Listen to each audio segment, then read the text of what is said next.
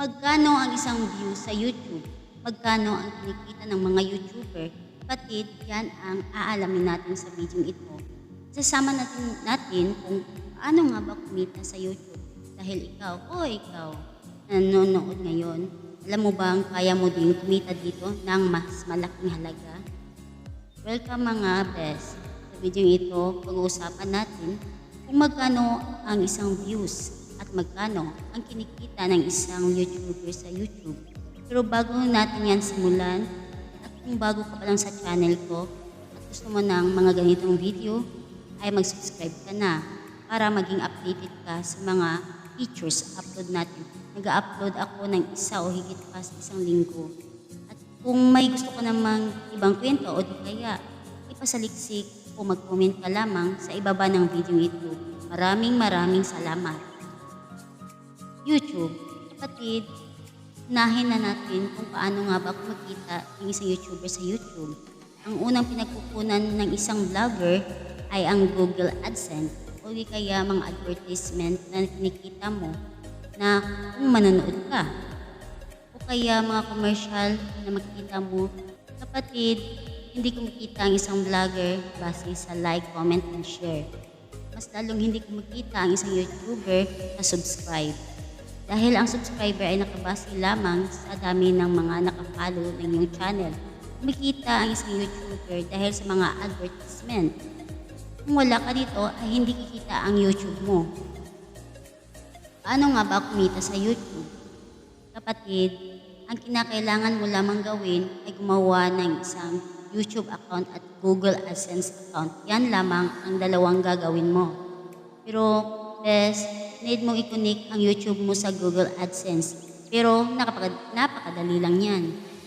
Kung nagawa mo na yan, gumawa ka na rin ng video na kung saan i-upload mo ito sa mismong account mo. Pero teka, baka isipin mong kita ka na agad pag ginawa mo yan. Hindi po. Na kailangan mo munang ma-reach yung requirements ni YouTube. Kinakailangan mo munang ma-reach yung 1,000 subscribers at 4,000 watch hour o yung 240,000 minutes. Kung nagawa mo yan, ay boom! Pwede ka nang kumita sa YouTube. Best, alam na natin yung YouTube. Ang Google AdSense ay ano to? Ang Google AdSense ay ito yung naglalagay ng ads o commercial sa isang video. At once na mailabas na ang ads sa isang video, ay automatic may pera nang papasok sa isang YouTuber. E paano naman kung maraming ad sa isang video, hindi maraming kita? Ganun ang mangyayari sa mga YouTuber.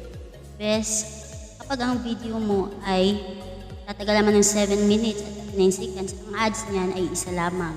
Pero pag umabot ito ng 8 minutes or 10 minutes, ang ad na maaring papasok sa video mo ay pwedeng aabot ng 3 hanggang 5. At pag nangyari yun, hindi mas maraming kita. Best, magkano naman ang kikita sa isang YouTuber? Ito yun.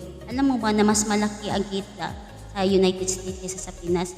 Dahil doon, pwede kang kumita ng $2 o 100 pesos sa 1,000 views.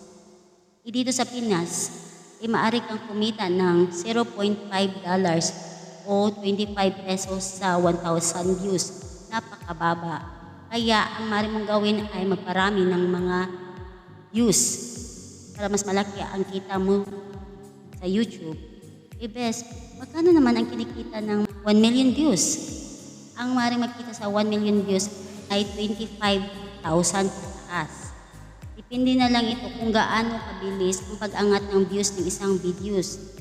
Kung ang isang video mo ay nag-trending, asahan mo na mas malaki ang kikitain mo. Kung sa 1 views naman ang pag-usapan natin, ang maaaring kitain mo dito sa Pilipinas, 0.000, halos wala po. Pero kapatid, nakadepende yan kung paano kabilis mag-angat ng video. At kung sa Estados Unidos naman, ang maaaring mong kikitain doon is $0.0029. Ito pa ang isang katanungan ng marami. Paano nga ba mawi-withdraw ang pera mo sa YouTube? May isang option. Maaari mong makuha sa bank account halimbawa video at iba pa. Yan lamang ang maaari mong paglagyan o pagkuhanan ng sahod mo sa YouTube.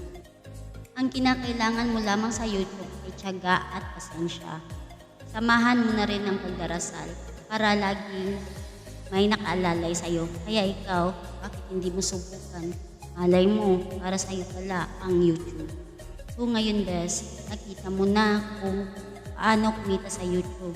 Nagustuhan mo ba? Pa-like and subscribe naman. So this is B. Mariel TV. Thank you.